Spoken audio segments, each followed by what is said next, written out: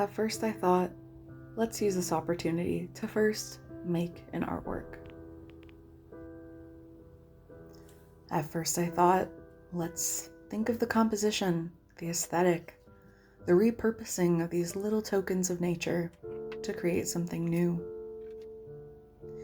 At first I thought this was my conversation to lead. But then it asked me, which part of me is art? And I said, all of it, all of you. Look at every piece making you a whole masterpiece. But then it asked me why I hold on to them when all I have to do is step outside to be within the art once more. And while it didn't need me to answer, I realized what this art knew that I didn't. Life imitates art.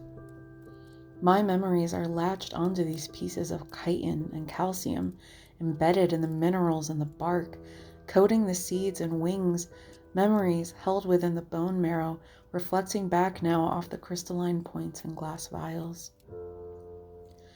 I am at a loss for words within this conversation, and it said yes, remember, feel.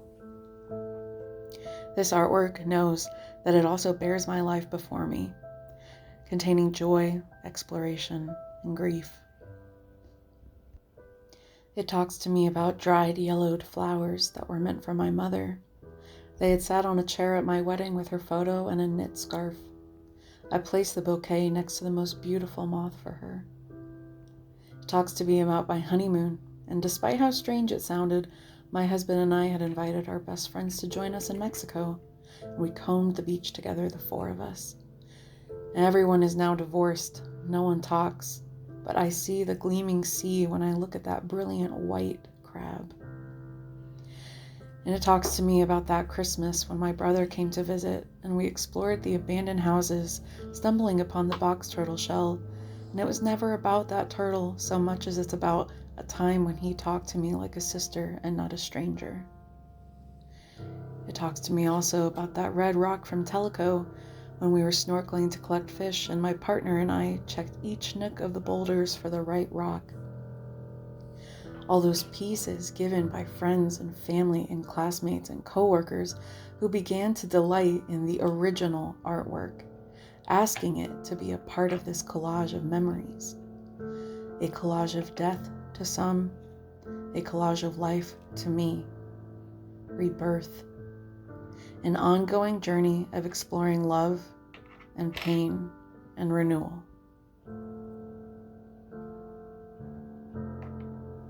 And once again, I find that this is, in its own way, a new liminal space. All these pieces of art and their beautiful forms of creation had entire lives before they came to me, before they left their forests, their ocean, their colony, before they were prey, before they were extracted, before they were plucked with and without being asked. And now they are unalive, and yet full of life, full of my life. And now I am not sure what to feel. I am not sure what to feel because it was never meant to be that way.